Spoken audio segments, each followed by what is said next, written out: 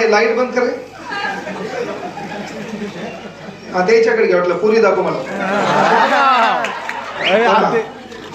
लाईटच बंद कर. हा भाऊ लाईटच बंद करून टाक. भाऊ लाईट बंद करून टाक. बंद कर. काय बंद कर? काय होतं? बंद कर बंद कर. नाही लाईट फक्त डोळ्यावर आलाय म्हणून.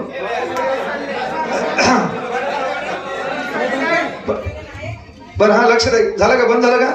नाही ना सर. एकदा हा पोरं घे. एकदा पोरं हे दिसले पाहिजे. मोहकाने मी दररोज दिसायलो. हे दिसणं गरजेचे. हा पोरं लक्षात घ्या.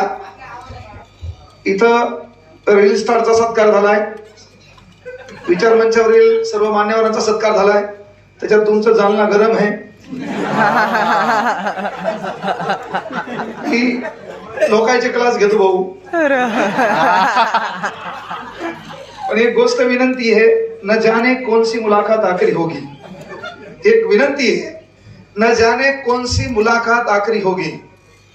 आपलं बोलणं कोणासोबत शेवटचं होतंय सांगता येत नाही. आपलं बसणं कोणासोबत शेवटचं होतंय सांगता येत नाही.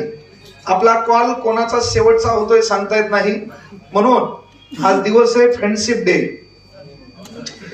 वैचारिक मतभेद चलू द्या, पण अंतर्कणातून माणूस आपल्यापासून एकमेकापासून तुटणार नाही याची काळजी घ्या. तोच खरा मैत्रीचा दिवस आहे. ही विनंती का करायलो? न जाने कोणसी मुलाकात आखरी होगी म्हणजे याचा अर्थ पोरो हे माझं बोलणं शेवटचं होऊ शकते. नाही सर भाषण द्यायलो का हे माझ्या जीवनातलं शेवटचं भाषण होऊ शकतंय. मग हे एकट्यावर घेणार नाही, तुमचं ऐकणं पण शेवटचं होऊ शकतंय.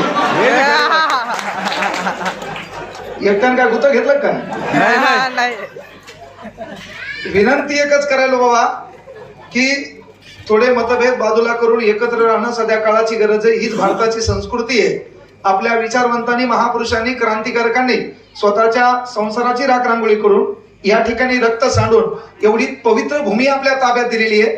मग आपले मतभेद आपण किती दिवस चालवायचे हा देखील फार मोठा प्रश्न आहे. ही राहिली गोष्ट लक्षात घ्या. कुठलाही कार्यक्रम म्हणलं की विचारवंत आला, आणि विचारवंत आला म्हणजे संस्कार आले. तर बाबा सब्र कर बंदे, वो दिन भी गुजर जाएंगे. कल तुझे देखकर जो हंसते थे आज वो देखते रह जाएंगे. क्या दिखाई से कुछ